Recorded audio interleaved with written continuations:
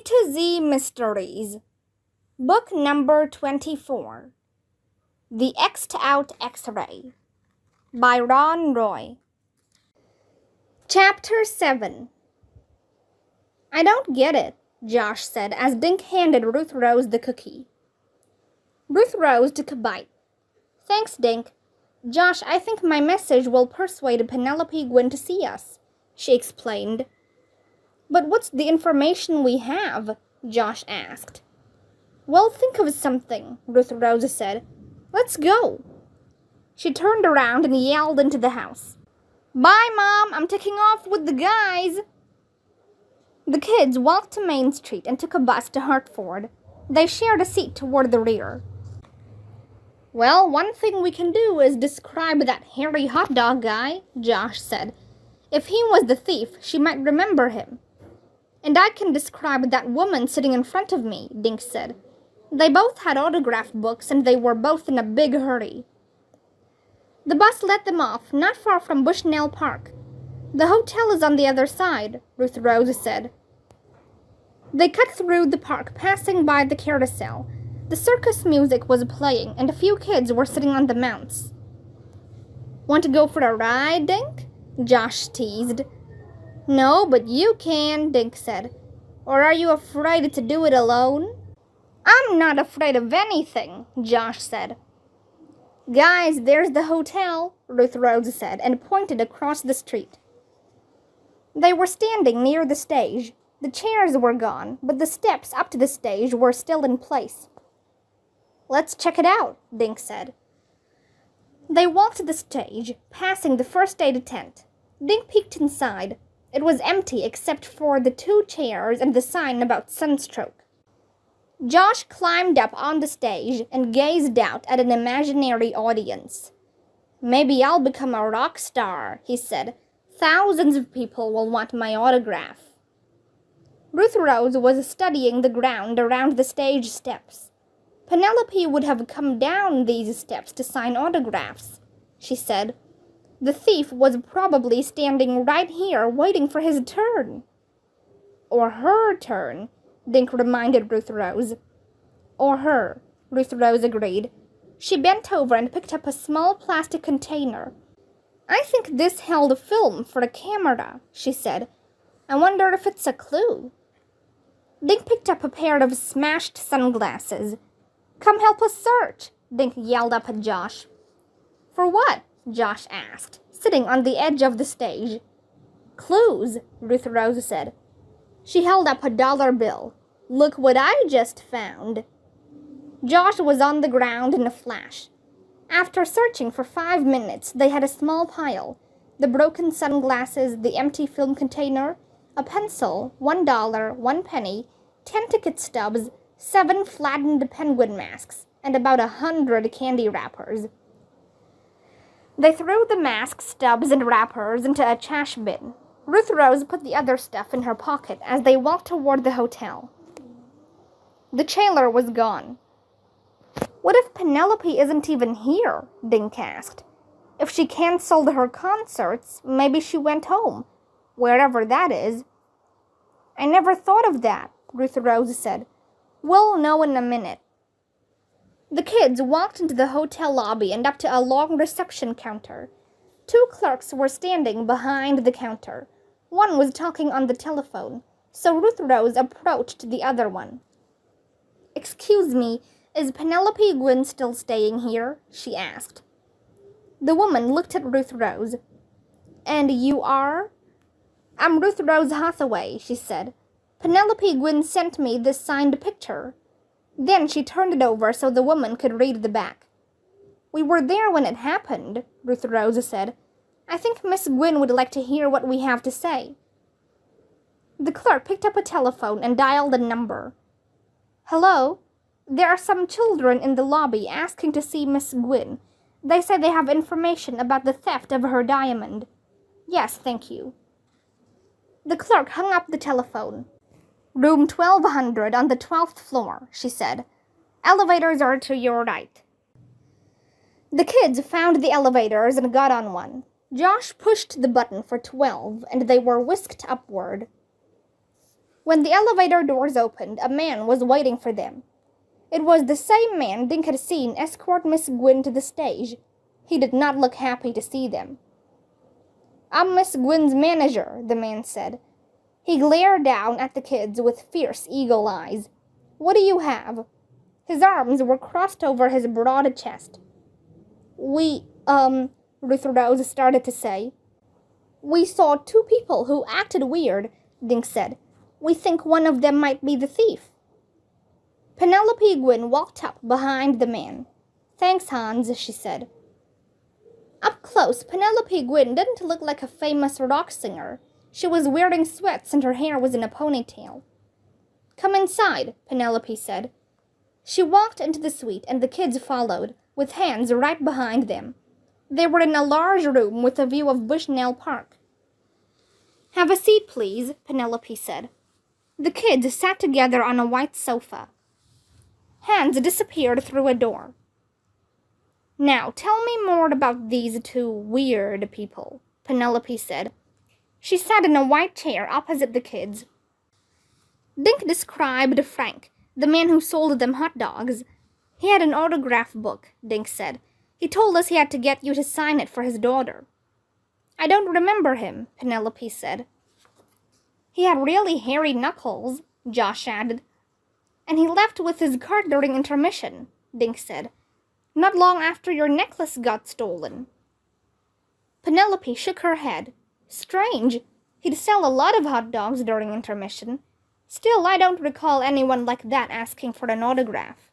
"And the other one?" "It was a tall woman with yellow, crinkly hair," Dink said. "She had an autograph book, too. As soon as you stopped for intermission, she headed right for the stage. Later, I saw her arguing with the police officers." Penelope walked over to a small table and pulled open its drawer. "Did either of the autograph books look like this one?" she asked. Chapter 8. She held the autograph book so the kids could see it. "The thief was in such a hurry to get away that he left me holding this," she said. Penelope Gwyn handed the book to Ruth Rose. It was square, and the word autographs had been stamped in gold on the dark red cover. "I don't remember the other two autograph books very well," Dink said. "They were fat like this one, with dark covers, I think." Ruth Rose studied the book in her hand. "I wondered if the police could get the thief's fingerprints from this," she said. "I asked about that, but he was wearing gloves," Penelope said. "That guy at the hot dog cart wore gloves when he served us," Josh said. Penelope shrugged. "Anyone could slip on a pair of gloves," she said. "Could the thief be a woman?" Ruth Rose asked. "She could have worn gloves to disguise her hands." "I suppose it's possible," Penelope said. "Everyone was wearing penguin masks, so I didn't really look at faces." Penelope sighed as she sat down. "Anyone could have grabbed my pendant. As soon as I realized what had happened, I started screaming," she said. "But by then the thief had disappeared in the crowd. Later, I stood by the gate with the officers, but I wasn't able to recognize him or her." Ruth Rose flipped through the pages. There were a lot of signatures in the book. The last name wasn't complete. Ruth Rose started to hand the book back. "No, I really don't want the thing," Penelope said. "Do me a favor and drop it in the first trash can you come to." Penelope stood up. "I appreciate your coming to see me," she said. She noticed the picture Ruth Rose had brought with her. "You boys want one of those?" she asked, smiling for the first time. "Sure," Josh gushed. "I'm a huge fan." Penelope signed 2 more pictures and gave them to Dink and Josh. The kids thanked her and left. There was a trash can outside the hotel. "Are you gonna throw the book away?" Dink asked Ruth Rose. "No way," she said. They sat on a bench and waited for the next bus to Green Lawn. Ruth Rose was reading signatures when Dink poked her and Josh. Look who's coming this way. Penelope Gwyn's manager, Hans, was barreling toward them, wearing wraparound sunglasses. As he marched down the sidewalk, he kept turning his head, checking both sides of the street. Is he after us? Josh whispered. I don't think he sees us, Ruth Rose said. Suddenly, Hans stopped in front of a store window. He peered through the glass, then opened the door and disappeared inside. A sign on the window said, Ye Old Jewelry Shop. We buy and sell unusual items. Oh my gosh, Ruth Rose said. Maybe Penelope's manager is the thief. He could be in there selling the penguin right now. He'd have to be pretty dumb to sell the thing on the same street where he just stole it, Dink said. Or maybe he's pretty smart, Josh said. He could be selling it here because no one would expect him to do that. I wondered why Hans didn't stop the thief. Wasn't he standing at the bottom of the stage steps? That's a good question, Ruth Rose said. Should we follow him into the shop? I don't think so, Dink said. If he went in there to sell the pendant, he'll stop when he sees us walk in. Plus, then he'll know we suspect him. So what should we do? Asked Josh. I don't know, Dink said. We can't accuse Hans just because he walked into a jewelry store, and we can't accuse that woman I saw or Frank the hot dog man. The thief was wearing a mask and didn't leave any clues behind. Just this, Ruth Rose said, as their bus came along. She held up the red autograph book. A half hour later, the kids were back in Dink's room. While Dink fed Loretta, Ruth Rose read the rest of the pages in the autograph book. Josh was prowling in Dink's things looking for candy. Hey, what's this? He asked, holding up Dink's souvenir x-ray. That's one of the x-rays the doctor took yesterday, Dink said. Why does it have this big X over it? Asked Josh. Dink explained that the x-ray was blurred because of the bandage. He took a second x-ray with the bandage off. Guys, look at this! Ruth Rose suddenly exclaimed. She had the autograph book opened to the inside back cover. Listen, to Georgie from Aunt Alva Horst, Christmas, 1980. The thief's name is Georgie? Josh asked.